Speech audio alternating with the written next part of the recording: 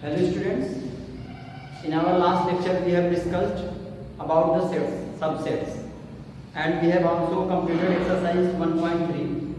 Now we have the next topic, that is Venn diagrams. Venn diagram क्या होते हैं आज हम ये समझेंगे और इसका क्या यूज है हमारी लाइफ में सेट के ऊपर ये भी हम समझेंगे। तो वेन डायग्राम क्या होता है, हमारा जो भी सेट है, जैसे सपोज करिए कि हमारे पास कुछ सेट है, एक यूनिवर्सल सेट है U जिसमें एलिमेंट्स हैं 1 2 3 4 5 6 7 8 9 10।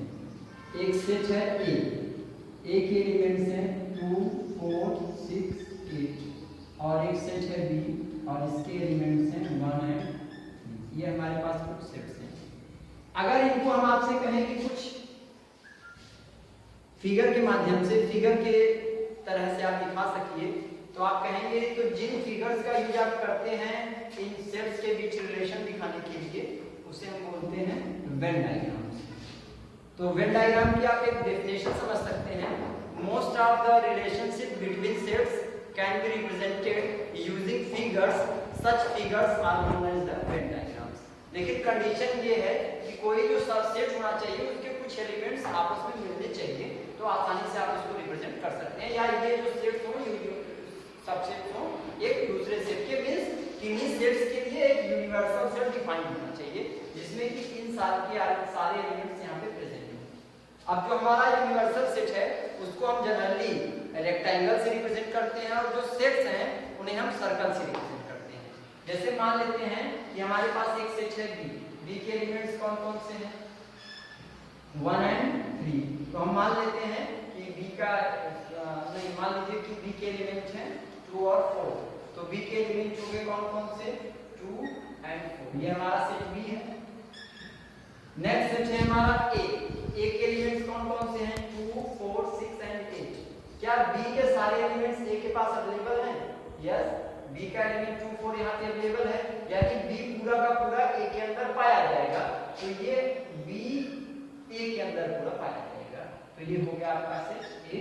अब इसमें 2 4 अवेलेबल है ऑलरेडी बी के, कौन कौन से बचा 6 एंड 8। ये आपका कौन सा सेट हो गया, ये ए सेट है।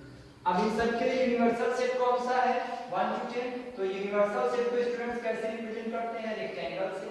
तो ये हमारा हो गया यूनिवर्सल सेट। अब इसमें कौन कौन से एलिमेंट आ चुके हैं 2 4 6 8 आ चुका है, 1 बचा है, 3 बचा है, 5 7 एंड 9 और ये हमारा यूनिवर्सल सेट।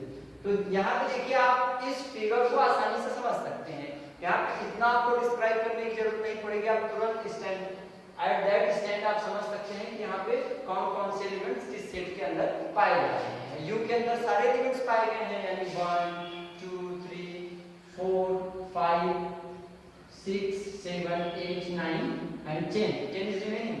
तो 10 एक आप देख लीजिए जो ए के अंदर नहीं है, यानी ए के बाहर पाया जाएगा।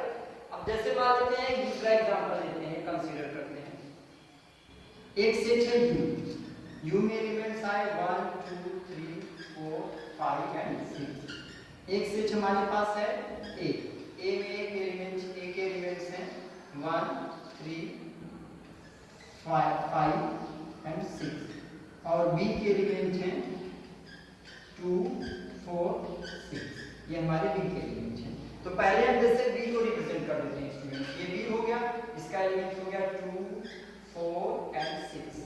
अब ए, अब ध्यान से आप देखिए तो ए का जो बी का सारा एलिमेंट है क्या वो ए के अंदर पाया जा रहा है? नहीं, बी का सारा एलिमेंट ए के अंदर नहीं है। बी के कुछ एलिमेंट 1 2 या कुछ एलिमेंट्स ए के अंदर प्रेजेंट हैं। तो ए और बी का जो कॉमन पार्ट होगा ये वाला पार्ट, ये देखिए ऐसा पार्ट है जो ए और बी के बीच में कॉमन है। ये मान लेते हैं बी सेट है और ये हमारा ए सेट है। अब ए के अंदर कौन कौन से एलिमेंट्स पाए जा रहे हैं 1 3 5 एंड 6। तो 6 दोनों में पाया जा रहा है, इसलिए कॉमन वाले पार्ट में 6 राइट किया गया है कि ये दोनों सेट के अंदर है। और हमारा जो यूनिवर्सल सेट है उसमें कौन कौन सा पाया जा रहा है 1 2 3 4 5 एंड 6। मान लेते हैं कि एक सेट है 7 या एक एलिमेंट है और ये हमारा u हो जाएगा और ये यहाँ पे 7, बाकी सारे एलिमेंट्स प्रेजेंट हैं। कहने का मतलब है कि हम अपने सेट्स के बीच के रिलेशनशिप को जिन फिगर से रिप्रेजेंट करते हैं उन्हें हम बोलते हैं वेन डायग्राम्स। और वेन डायग्राम इसलिए बनाए जाते हैं बच्चों जिससे कि हम अपने सेट के रिलेशनशिप को जल्दी से आसानी से फिगर के माध्यम से तुरंत समझ सकें कि हाँ ये कैसे सेट है, कौन सा एलिमेंट इसमें पाया जाता है। Now student we have the topic operations on sets. जैसे आप नंबर्स पढ़ते हैं तो नंबर्स पे आप ऑपरेशन अप्लाई करते हैं, मींस एडिशन। आपको अर्थमेटिक में 4 ऑपरेशन पढ़ाए गए हैं, addition, subtraction, multiplication and division. आपको 2 नंबर दिया जाए, जैसे मैंने आपको 2 नंबर दिया 5 एंड 3, और मैंने कहा आप इस पे बाइनरी ऑपरेशन एडिशन अप्लाई करिए, तो आप उस पे 5 + 3 दोनों को ऐड करके राइट कर देते हैं। ये तो ऑपरेशन होता है नंबर्स के लिए, 4 टाइप के ऑपरेशन। ऐसे ही सेट्स पे भी ऑपरेशन अप्लाई करके कुछ नए रिजल्ट्स निकाले जाते हैं। जैसे मान लीजिए कि हमारे पास 2 सेट हैं, कुछ एक सेट है ए, एक सेट है ए और ए का एलिमेंट है 1 2 3 4, और एक सेट है बी हमारे पास और उसका एलिमेंट है 2 3 4 5।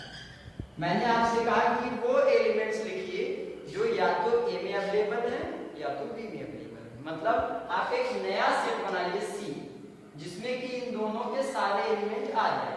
तो कौन कौन से एलिमेंट हैं? 1 2 3 4, 2 3 4 ये तो अवेलेबल ही है। और आप जानते हैं कि सेट में कोई भी चीजें अगर 2 3 4 बार आई हुई है, कई वही चीज, तो उसको एक ही बार हम राइट करते हैं। तो यहाँ पे हम लिखेंगे 1 2 3 4, ये 3 4 आ गया, अब केवल 5, यानी इन दोनों का अगर पूरा कंप्लीट सेट ऐसा बनाया जाए, दोनों को लेकर के ऐसा सेट बनाया जाए बच्चों, जिसमें कि इसके या इस सेट के दोनों एलिमेंट्स, दोनों सेट के सारे एलिमेंट्स आ जाएं, तो उस नए सेट को हम एक नया नाम देते हैं कि हम कैसे निकाले हैं, और उस केस में हम बोलते हैं कि ये 2 सेट का यूनियन सेट है। मतलब ऐसा सेट है जिसमें कि इस और इस सेट के सारे एलिमेंट्स अवेलेबल हैं या प्रेजेंट हैं।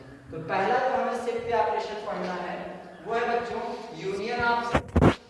यूनियन ऑफ सेट क्या बोला जाता है? देखिए डेफिनेशन में आपसे पूछी गई है, the union of 2 sets A and B. हमारे पास 2 सेट हैं ए और बी, और इज द सेट सी, इन दोनों का जो यूनियन होगा वो एक सेट सी है, विच कंसिस्ट, जिसके पास है या जो रखता है, आप ऑल दोज एलिमेंट्स, उन सभी एलिमेंट्स को विच आर आइदर इन ए और इन बी, जो या तो ए में है या तो बी में है, इंक्लूडिंग दोज विचारी को, उन सभी को लेकर के जो दोनों में प्रेजेंट है। मींस वो सारे एलिमेंट्स जो दोनों के पास हैं वो, या जो किसी एक के पास भी प्रेजेंट है, उन सारे एलिमेंट्स का जो कलेक्शन होगा वो हम इन दोनों सेट का यूनियन है।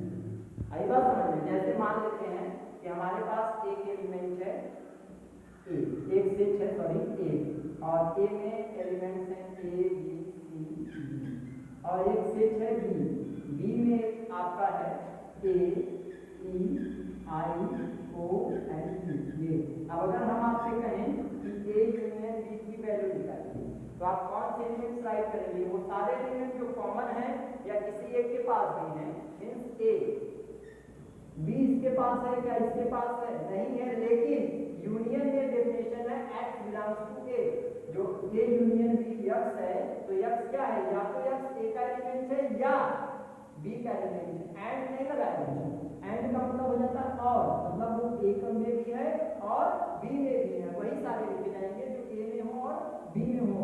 कब? जब यहाँ पे एंड होता तब, लेकिन यहाँ पे एंड नहीं और है, आप हो सकता है या तो x ए का एलिमेंट है और या तो x बी का एक एलिमेंट है। तो यहाँ पे ए आ जाएगा, बी भी आएगा, सी डी ई और आई ओ यू, मींस वो सारे एलिमेंट जो किसी एक सेट में प्रेजेंट हैं और दोनों में बहुत कॉमन है, वो भी सारा एलिमेंट आ जाएगा। अगर हम आपसे कहें कि वेन डायग्राम से ए यूनियन बी को कैसे रिप्रेजेंट किया जाएगा, तो मान लेते हैं कि हमारे पास 2 सेट हैं, एक सेट ए है ये और ये एक सेट बी है बच्चों। अब इन दोनों में जो वेन डायग्राम से जो रिप्रेजेंट करना है कि ए यूनियन बी, तो हम उसे शेडेड कर देंगे और इसे भी मान लेते हैं एक यूनिवर्सल। तो आप बताइए कि ए यूनियन बी में कौन से एलिमेंट्स आते हैं? जो ए के पास हो वो भी, जो बी के पास हो वो भी, और जो कॉमन हो दोनों में वो भी एलिमेंट आते हैं। मींस ऐसा पार्ट जो ए के पास है, तो ये सारे पार्ट ए के पास है, उसमें ये आ जाएगा। जो बी के पास, तो ये सारे पार्ट, जो बी के पास प्रेजेंट है ये सारे पार्ट, और जो कॉमन है यानी कि ये सारे के सारे पार्ट जो होंगे वो ए यूनियन बी में आ जाएंगे। तो ए यूनियन बी का मतलब होता है ऐसा सेट दो सेट को मिलाकर बनने वाला जिसमें कि उन दोनों सेट्स के सारे एलिमेंट्स प्रेजेंट हो, उसे हम उनका यूनियन सेट कहते हैं। और ए union A you symbolic notation में से यू से ए यूनियन बी, यू से अल्फाबेट के यू लेटर द्वारा रिप्रेजेंट करते हैं ए यूनियन बी। तो ये होता है एक्स बिलोंग्स टू ए और एक्स बिलोंग्स टू बी। और वेन डायग्राम समझ में आया सभी को अच्छे से? वो पार्ट जो ए में है, बी में है और कॉमन है। अच्छा ये पार्ट सब आएंगे, ये सारे पार्ट्स आएंगे क्या? नहीं, इसलिए क्योंकि ये पार्ट ना तो ए के पास है ना तो बी के पास है, तो ये सारे पार्ट्स हमारे यूनियन में नहीं आएंगे। तो यूनियन क्या होता है आपको समझ में आया? इसको अप्लाई करके इसकी वैल्यू कैसे निकालते हैं वो भी समझ में आया, और इसका वेन डायग्राम कैसे रिप्रेजेंट करते हैं वो भी समझ में आया। अब हमें यूनियन, अगर हमारे पास दो सेट हैं तो क्या क्या वो दिखाएंगे प्रॉपर्टी यूनियन अप्लाई करने पर। Now we have some properties of the operation of union. Union की कुछ प्रॉपर्टी हमें पढ़नी है। यूनियन अगर किसी सेट्स पे अप्लाई हो तो क्या प्रॉपर्टी दिखाता है वो पढ़ते हैं।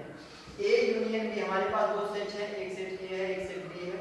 अगर हम ए यूनियन बी निकालें या बी यूनियन ए निकालें तो दोनों इनकी वैल्यू बराबर आती है। हमने अपने प्रीवियस क्लास में भी पढ़ा हुआ है कि जैसे हमारे पास मान लीजिए ऑपरेशन है एडिशन, और हमारे पास दो नंबर है, एक 3 है और एक 5 है। 3 + 5 करें या 5 + 3 करें, अगर हम नंबर्स का ऑर्डर चेंज करके और ऑपरेशन अप्लाई करें और रिजल्ट सेम आए तो उसे हम बोलते हैं कि ये कम्यूटेटिव प्रॉपर्टी को सेटिस्फाई करता है या कम्यूटेटिव प्रॉपर्टी को होल्ड करता है, जैसे यहाँ पे होल्ड कर रहा है। अगर हम बाइनरी ऑपरेशन सब्ट्रैक्शन लें, 5 - 3 and 3 - 5 both are not equal, means जो बाइनरी ऑपरेशन सब्ट्रैक्शन है वो कम्यूटेटिव प्रॉपर्टी को सेटिस्फाई नहीं करता है, वो तो एडिशन और सब्ट्रैक्शन के लिए था। हमारा जो यूनियन होता है वो कम्यूटेटिव लॉ को सेटिस्फाई करता है। दूसरी प्रॉपर्टी है कि अगर हमारे पास तीन सेट है A union B, A B और सी, अगर हम ए और बी का यूनियन निकाल के तब सी का यूनियन निकालें या फिर बी और सी का यूनियन निकाल के तब ए का यूनियन निकालें, दोनों ही केस में वैल्यू बराबर आएगी और इसे हम बोलते हैं एसोसिएटिव लॉ। प्रीवियस क्लास के जैसे 3 नंबर के लिए तो इसे बोलते हैं एसोसिएटिव लॉ। तीसरा लॉ है लॉ ऑफ आइडेंटिटी। अगर हमारे पास एक सेट है ए और एक सेट है 5 मींस नल सेट जिसमें एक भी एलिमेंट नहीं होता है, तो A union 5 means A union 5, तो इसमें किसके किसके एलिमेंट आएंगे? ए के और 5 के, तो 5 के पास तो कोई भी एलिमेंट होता नहीं है, यानी सारे के सारे किसके एलिमेंट आ जाएंगे? ए के, तो हो जाएगा ए यूनियन 5 = ए, और इसे हम बोलते हैं लॉ ऑफ आइडेंटिटी। आ रहा है समझ में? चौथा लॉ है आइडेंटिपोटेंट लॉ। आइडेंटिपोटेंट लॉ दो सेट्स हैं हमारे पास, एक ही सेट है और उसका यूनियन हम निकालते हैं। जैसे मान लीजिए ए है और ए का यूनियन ए के साथ निकालेंगे तो सारे फिर एक एलिमेंट्स आ जाएंगे और इसे हम बोलते हैं आइडेंटिपोटेंट लॉ। लास्ट है यूनियन ऑफ यूनियन ए, मतलब universal of union A, means हमारे पास एक सेट है यूनिवर्सल सेट और उसका यूनियन निकालना है ए के पास, तो यू के पास तो ए के सारे एलिमेंट होंगे क्योंकि वो यूनिवर्सल सेट है ए का, तो इनके यूनियन में कौन से एलिमेंट आएंगे? सारे के सारे यू के एलिमेंट आ जाएंगे, तो universal union A = universal set. इसको आप वेन डायग्राम से ऐसे समझ सकते हैं कि जैसे मान लीजिए कि आपके पास दो सेट है, एक सेट है ए ये है और ये सेट है बी और एक इसका यूनिवर्सल सेट है। अगर हम u का a के साथ यूनियन निकालें तो कौन से एलिमेंट आएंगे? वो सारे एलिमेंट्स जो a के पास हो या u के पास हो, मींस ये सारे एलिमेंट्स आ जाएंगे, ये सारे के सारे एलिमेंट्स आ जाएंगे, यानी वापस से u मिल जाएगा। तो universal union a = universal set. तो ये 5 प्रॉपर्टी होती है किसकी? Union. Now we have the next operation on sets, intersection of sets। अब हमें दो सेट के इंटरसेक्शन की वैल्यू को निकालना है, एक नया ऑपरेशन इंटरसेक्शन। तो इंटरसेक्शन क्या होता है? हमारे पास दो सेट होंगे जैसे पहले के जैसे। अब इंटरसेक्शन का मतलब होता है कॉमन पार्ट जो दोनों में पाया जाएगा, केवल वही पार्ट कंसीडर हम करेंगे। तो इंटरसेक्शन की डेफिनेशन आप लिख सकते हैं, the intersection of sets A and B is the set of all elements which are common to both A and B। इस इसमें केवल वही एलिमेंट आएंगे बच्चों जो ए में भी प्रेजेंट हो और बी में, मतलब जो कॉमन एलिमेंट्स होंगे वही ए और बी में दोनों इसके इंटरसेक्शन में आएंगे। अब जैसे मान लेते हैं कि हमारे पास एक सेट और इसे यूनियन के उल्टे तरीके से दिखाते हैं। यूनियन को यू से वेक्टर दिखाते थे, इसे उसके इनवर्स लेटर उल्टे लेटर से दिखाते हैं इस तरह से। द सिंबल इंटरसेक्शन इसे पढ़ते हैं is used to denote the intersection. अब जैसे मान लेते हैं कि हमारे पास एक सेट है ए, इसके एलिमेंट है 1 2 3 4 और 5 और एक सेट है बी, इसका एलिमेंट है 2 और 4। तो ए इंटरसेक्शन बी में केवल वही एलिमेंट आएंगे जो इसमें भी होंगे और इसमें भी होंगे। मींस कौन से एलिमेंट जो दोनों में कॉमन है, एक 2 कॉमन है और एक हमारा 4 कॉमन है। तो ए इंटरसेक्शन बी में 2 4। अगर यही कहा जाता है यूनियन निकालने के लिए तो सारे एलिमेंट्स लिखे जाते हैं जो ए में भी हो या बी में भी हो। तो इस तरीके से A intersection B is equal to X, X एक एलिमेंट है इनका, सच दैट इस तरह से है x बिलोंग्स टू a, जहां x किससे संबंधित है, a से, and x belongs to b और x b से भी संबंधित है। एंड लगा हुआ है और नहीं है, और होता तो या तो a का होता या तो b का होता, दोनों में से किसी एक का होता तो लिख दिया जाता, लेकिन यहाँ पे एंड लगा है मतलब दोनों का ही एलिमेंट है। तो जो दोनों में कॉमन एलिमेंट होंगे वही इंटरसेक्शन में आएंगे। अगर इनके हम वेन डायग्राम की बात करें तो जैसे मान लेते हैं कि हमारा सेट a है और ये सेट हमारा बी है बच्चों, और इनके लिए एक यूनिवर्सल सेट यहाँ इस तरह से डिफाइंड है, एक यूनिवर्सल सेट ये हमारा इनके, तो ये यूनिवर्सल सेट हो गया हमारा। अब इसका ए इंटरसेक्शन बी मतलब जो कॉमन पार्ट है, तो कौन सा पार्ट कॉमन है, इतना पार्ट जो है वो दोनों में कॉमन है, यही पार्ट, वरना ए के सारे अपने एलिमेंट्स हैं और बी के सारे अपने एलिमेंट्स हैं। तो यही को हमें इंटरसेक्शन बी से रिप्रेजेंट करेंगे, A intersection B. A union B का मतलब ये सारे एलिमेंट या बी में भी हो, तो ये इंटरसेक्शन का मतलब होता है, उसका ये प्रॉपर्टी यूज करके ऐसे निकालते हैं। Now we have some properties of intersection. अब हमारे पास दो सेट हैं और उनके इंटरसेक्शन के पास कौन सी प्रॉपर्टी है वो हम देखते हैं। तो जैसे यूनियन में A union B equal to B union है, मतलब वो कम्यूटेटिव लॉ को सेटिस्फाई करते तो ये भी कम्यूटेटिव लॉ को सेटिस्फाई करेगा। क्वेश्चंस पे अप्लाई करके देखेंगे तो दोनों ही केस में इसकी वैल्यू बराबर आएगी।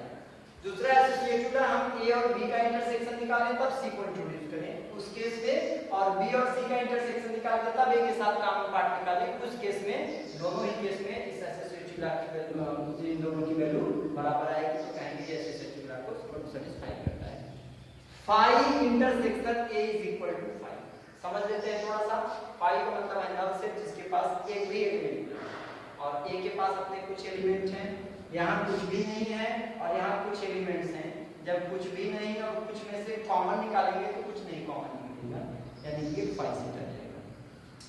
और union of universal intersection A means हमारे यूनिवर्सल सेट और ए के पास कौन सा पार्ट कॉमन होगा, तो ए वाला पार्ट कॉमन होगा। अगर आप वेन डायग्राम समझना चाहें समझिए, ये सेट ए है, ये सेट बी है और यहाँ पे एक हमारा यूनिवर्सल सेट है।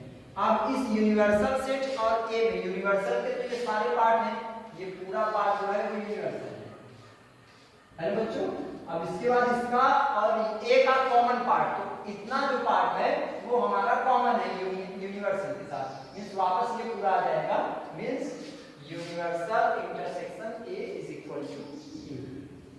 थर्ड है आइडेंटिटी लॉ, क्या बोलता है कि A intersection A is equal to A. ये तो आप समझ रहे हैं कि ए और ए में कॉमन अगर निकालें तो सारे के सारे कॉमन निकल जाएंगे, बाकी यानी कि वापस से ए आ जाएगा। ये इंपॉर्टेंट लॉ है, डिस्ट्रीब्यूटिव लॉ बोलते हैं।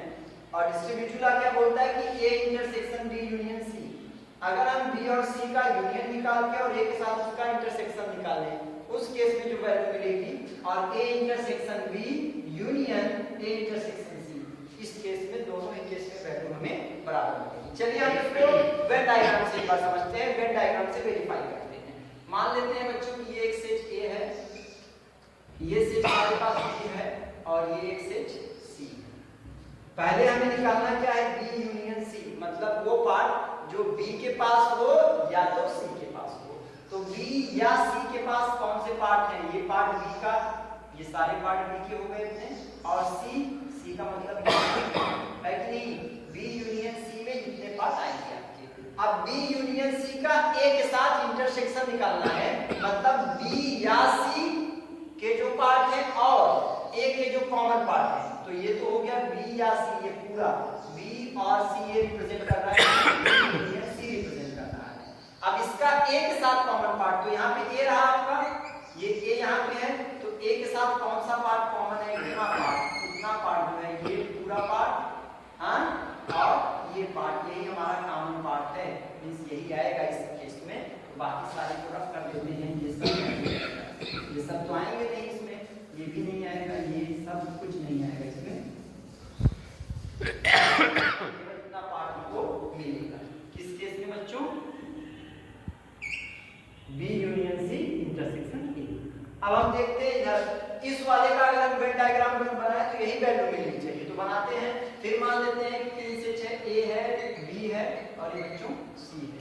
ए हो गया, ये बी हो गया और C. A union A intersection B means A और बी के पास जो कॉमन पार्ट है ये, यही ए और बी के पास कॉमन पार्ट है। फिर ए और सी के पास जो कॉमन पार्ट है, तो ए और सी के पास कॉमन पार्ट कौन सा है, ये यही वाला है ए और सी के पास, यानी कि ये। तो ध्यान से देखिए, इतना ये पूरा और ये दोनों ही केस में वेन डायग्राम पर मिल रही है, मतलब ये पूरा इसके बराबर आएगा। इसे बोलते हैं डिस्ट्रीब्यूटिव लॉ। ये एक इंपॉर्टेंट लॉ है जिसमें कि हम यूनियन और इंटरसेक्शन दोनों ऑपरेशन अप्लाई किए। Got it? Now we have the last operation on sets, difference of sets. अब हमें दो सेट का डिफरेंस निकालना है। मान लेते हैं कि हमारे पास दो सेट है ए और बी और इनका हमें डिफरेंस निकालना है। तो यहाँ पे लिखा गया है the difference of sets A and be in this order is the set of elements. ये उन एलिमेंट्स का सेट है जो कि ए से तो बिलोंग करते हैं बट बी से बिलोंग नहीं करते। मींस सारे ए के एलिमेंट जो बी में पाए नहीं जाएंगे, वही केवल एलिमेंट्स हमें राइट करने हैं। अभी हम इसको एक्सप्लेन करते हैं। राइट करने के हम इसे a माइनस बी से राइट करते हैं, a माइनस बी ऐसे पढ़ते भी हैं। और a minus B equal to x such that x belongs to a but x not belongs to b, यानी x केवल किसका एलिमेंट होना चाहिए, a का। एक एग्जांपल देते हैं बच्चों, जैसे a इज इक्वल टू, मान लीजिए हमारे पास सेट है 1 2 3 4 5 और b इज इक्वल टू एक सेट है 2 4 6 एंड 8। अगर हम a माइनस b में निकालें तो a माइनस b में कौन से एलिमेंट आएंगे, ऐसे एलिमेंट जो a में है बट b में ना हो। तो 1 a के पास है, b के पास है नहीं है, ये भी ले जाएगा। 2 यहाँ a के पास है और ये b के पास भी है, तो 2 नहीं लिखा जाएगा क्योंकि इसमें वही एलिमेंट आएंगे जो a में हो बट b में नहीं। आप समझने के लिए ऐसे समझ सकते हैं कि माइनस करने पर b और b कट जाएगा, ऐसे भी आप समझ सकते हैं। फिर 4 और 4 कट जाएगा और यहाँ 5 बचेगा। लेकिन जो बचे हुए एलिमेंट्स हैं, जैसे a के कौन से एलिमेंट बचेंगे, 1 2 3 4 5 में 2 और 4 कटे अगर तो 1 3 एंड 5 बचेगा, 1 3 एंड 5 बचने का। तो b का भी एलिमेंट बच रहा है 6 एंड 8। क्या ये 6 8 यहाँ लिखा जाएगा, नहीं, इसलिए क्योंकि a माइनस b में जो एलिमेंट लिखे जाएंगे वो a के ही बचे हुए एलिमेंट होने चाहिए। मैंने ये लिखा है कि x belongs to a but x not belongs to b, यानी वो सारे एलिमेंट जो a के पास हैं लेकिन b के पास नहीं है, ऐसे एलिमेंट नहीं जो b के पास है लेकिन a के पास नहीं है। अगर ऐसा एलिमेंट निकालना हो तो उसे हम b माइनस a से रिप्रेजेंट करेंगे। मेरे कहने का मतलब है जो मेन जिस सेट को आप आगे रख रहे हैं उसी के सारे बचे हुए एलिमेंट्स आपको लिखने हैं, पीछे वाले के जितने एलिमेंट्स नहीं हैं वो सब छोड़ दिए जाएंगे। जैसे अगर बच्चों यहाँ पे हम b माइनस a निकालें तो b माइनस a में कौन से एलिमेंट आएंगे, जो पहली बात तो जो इक्वल होंगे वो तो आप हटा ही दीजिए। जैसे 2 ये हट गया, 4 हट गया, यहाँ 6 है, यहाँ कहीं 6 है नहीं, तो वही लिखा जाएगा। फिर 8 है नहीं है, लिख दिया जाएगा। लेकिन बचने का तो यहाँ पे 1 3 और 5 भी बच रहे हैं, लेकिन वो a के एलिमेंट है, तो a के तो बचे हुए एलिमेंट लिखने नहीं है क्योंकि b माइनस a में कौन से एलिमेंट आएंगे जो b के पास हो बट a के पास ना हो। ऐसे नहीं लिखे जाएंगे जो a के पास हो लेकिन b के पास ना हो।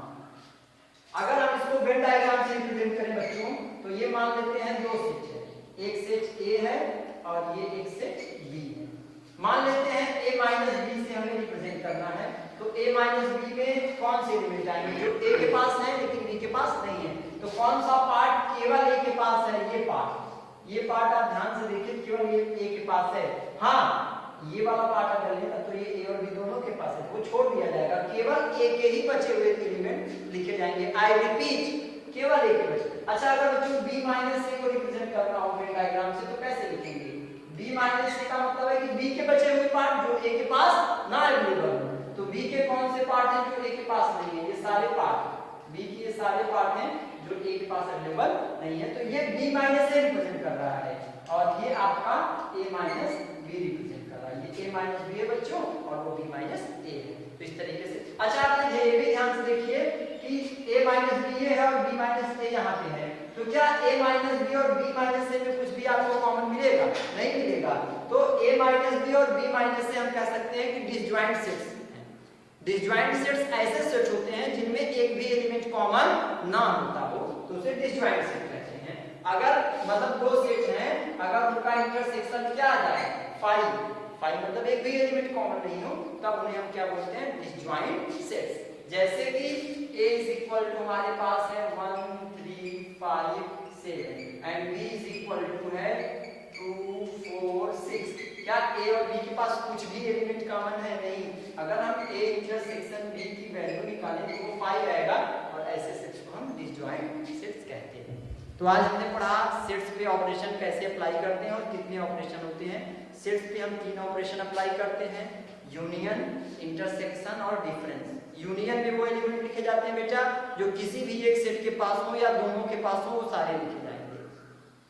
इंटरसेक्शन में वो केवल एलिमेंट लिखे जाते हैं जो दोनों में कॉमन हो, और डिफरेंस में वो सेट्स लिखे जाते हैं जो आगे वाले सेट के पास हो, मींस जैसे a के पास हो लेकिन b के पास ना प्रेजेंट हो, a माइनस b के केस में। और अगर b माइनस a का वैल्यू निकालना है तो जो b के बचे हुए एलिमेंट्स हो केवल वही लिखे जाएंगे। तो आज हमने ऑपरेशन ऑन सेट्स के ऊपर 3 ऑपरेशन पढ़े और उनको डिस्क्राइब किया। अब अपने नेक्स्ट वीडियो में, अपने नेक्स्ट लेक्चर में हम लोग एक्सरसाइज 1.4 को स्टार्ट करेंगे।